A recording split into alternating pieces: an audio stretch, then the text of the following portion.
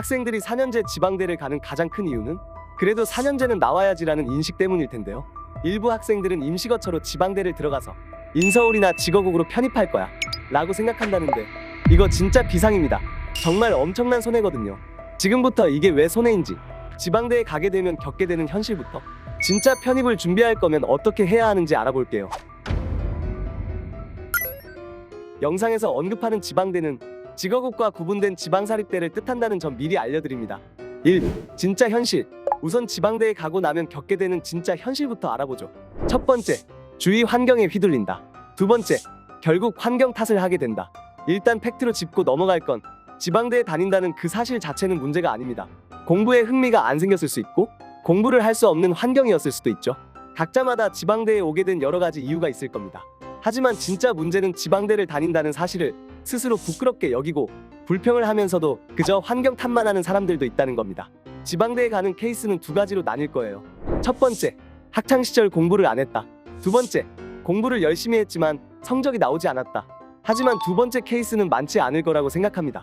따라서 면학 분위기가 잘 조성되어 있지 않고 노는 분위기로 흘러가는 건 어쩔 수 없다고 봐야겠죠. 근데 사람은 적응의 동물이라고 하죠? 정말 환경이 중요합니다. 진짜 의지력 강한 사람이라면 모를까? 대부분 그 환경에 놓이면 그 분위기에 휩쓸려 버릴 겁니다. 어느샌가 마인드도 물들어 버리죠. 어차피 인서울 애들이랑은 못 비벼. 지방이라 좋은 대외 활동도 없어. 그렇게 노력해봤자 지방대야. 졸업반이 되고 졸업을 하고 나서 취업이란 벽에 부딪히게 되면 또 다시 환경 탓을 하게 됩니다. 이 환경 바꾸기, 물론 이건 최악의 시나리오입니다. 졸업반이 된 지방대 학생들은 정신을 차립니다. 그리고 세 가지 유형으로 나뉘죠. 첫 번째, 현실을 개척하려는 사람. 두 번째, 현실을 불평하면서도 바꾸려 하지 않는 사람. 세 번째, 어떻게 할지 몰라 방황하는 사람. 나의 가치가 지방대라는 이름표에 가려질까? 닥치는 대로 자격증을 따고 토익 시험 보고 대외 활동이나 도움이 될 만한 프로그램을 찾아다닙니다. 그리고 나의 가능성을 확인하는 사람들도 분명 있죠.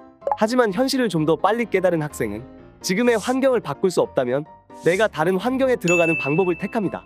두 가지 유형이 있는데, 첫 번째, 학교와 병행하거나 휴학 후 편입 준비. 두 번째, 학점은행제 편입 준비. 학교 병행 편입은 편입 공부에만 전념할 수가 없기 때문에 물리적으로 쉽지가 않죠.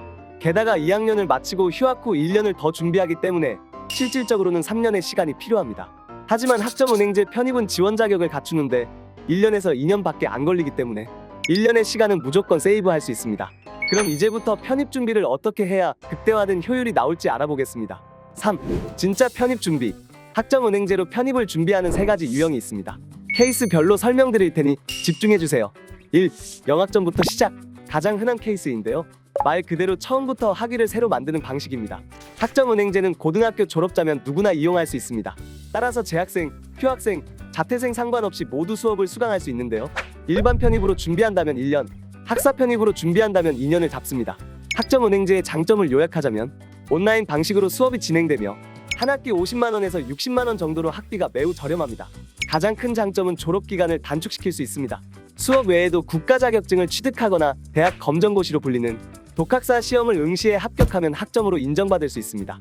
2년제는 1년, 4년제는 2년까지 단축이 가능합니다. 이렇게 취득한 학위가 인정받을 수 있는 거냐? 라고 물으실 텐데 대학교와 동등한 학력으로 인정받을 수 있습니다. 단, 여기서 학력과 학벌을 정확히 구분해야 하는데요. 학점은행제로 얻을 수 있는 건 학력입니다. 하지만 편입 지원 자격은 학력만 필요하기 때문에 편입 준비에 최적화된 제도라고 볼 수 있습니다. 2. 보유 학점부터 시작. 또 다른 장점은 자퇴한 대학교의 학점을 그대로 가져올 수 있다는 것인데요. 즉, 대학교를 다닌 이력이 있다면 그만큼 기간과 비용을 단축시킬 수 있겠죠. 실제로 1학년까지 다녀보고 결단을 내린 학생들은 자퇴 후 학점을 가져오는 경우가 많습니다. 이미 재적 상태거나 재적 위기인 분들도 마찬가지고요. 물론 기존 학과가 어떠냐에 따라서 인정받을 수 있는 학점은 달라질 수 있기 때문에 내 상황에서 어떻게 해야 할지 상세한 답변을 받고 싶은 분들은 영상 댓글 카카오톡에 질문 남겨주세요. 3. 대학 병행.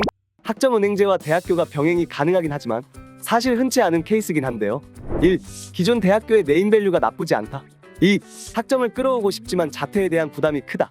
이 경우에 해당하면 대학교 학위와 학점은행제 학위를 함께 병행하기도 합니다.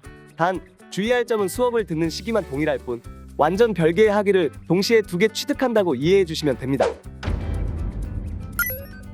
오늘은 지방대에서 편입 준비가 실제로 어떤지 현실을 알아봤는데요. 이 영상을 끝까지 보신 여러분은 스스로 환경을 바꾸고 더 나은 미래를 개척하고자 하려는 분들일 것 같은데요. 꼭 좋은 결과 있길 기원하며 영상 마치겠습니다. 상담을 받아보고 싶다면 영상 하단 카카오톡 링크를 눌러주세요. 실시간 상담은 1번, 상담 안내는 2번을 눌러주세요. 구독과 좋아요는 정말 큰 힘이 됩니다. 오늘도 함께 해주셔서 감사합니다.